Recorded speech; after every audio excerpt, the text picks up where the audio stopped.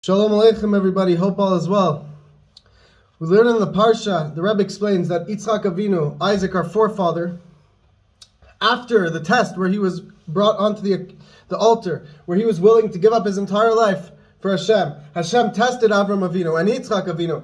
And it was the last time that we were tested that way, where Hashem asked our holy forefathers, Avram Avinu, to give his son Isaac as a sacrifice to Hashem. And Avram Avinu happily agreed. But what was so special about what Avram Avinu did is he did it with joy. He was excited, and so was Yitzchak Avinu. He was completely given over. He was excited just as his father, and he was so happy to be able to fulfill this mission for Hashem. And then we all know what happened was Hashem said, "Do not lay your hand upon Isaac, for it was a test, and you passed.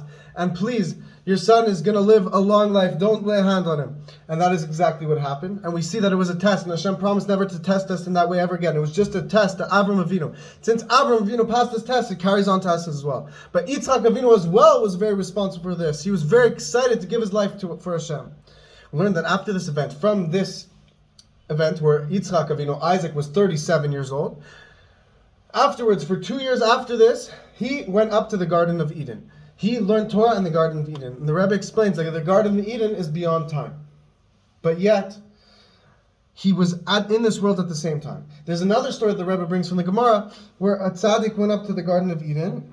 And what happened was, he was there for 1 second. He was there for 1 moment. And 15 years passed in Gan Eden. It was like the blink of an eye here down on earth, but it was 15 years up above.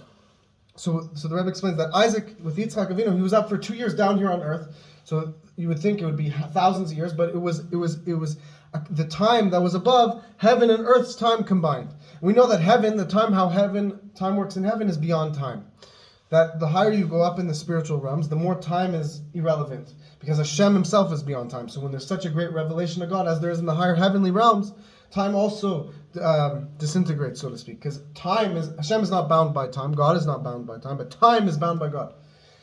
But yet Yitzchak Avinu was able to bring the infinite time of the Garden of Eden to penetrate the earth in time. What does this mean? It means that when we're doing Torah and mitzvahs, when we're serving Hashem, we are tapping into lights that are infinite, godly lights that are beyond infinite. But yet at that same moment, we are here in this physical world, which is conducted by time. We live in a world of time. So the message is we are here to combine infinite within the finite. That we know that Hashem's light is infinite. Hashem is beyond infinite, but his Ein Sof, his light, is beyond infinite. And it is not something that can be grasped within this world. But when we serve Hashem with our physical bodies and we fulfill the Torah which has all the mitzvahs, which are literally with physical items, physical things, to perform these mitzvahs with and to learn Torah with our physical bodies, when we do that, we cause the infinite light to penetrate the physical. And then we're able to reach a level that is beyond infinite. And that is what we will experience in the days of Moshiach, when we will experience this level of the combination of infinite within the finite. We're going to draw down infinite godly lights into the physical world, which at first the world would not be able to handle this. The world would be blown out of existence. But because we're all doing good deeds and we're serving Hashem, we're fulfilling the Torah, we're literally turning the world into the proper vessel, the proper keli. We're giving the world the tools to absorb and handle and enjoy this infinite godly light, which is the best possible experience.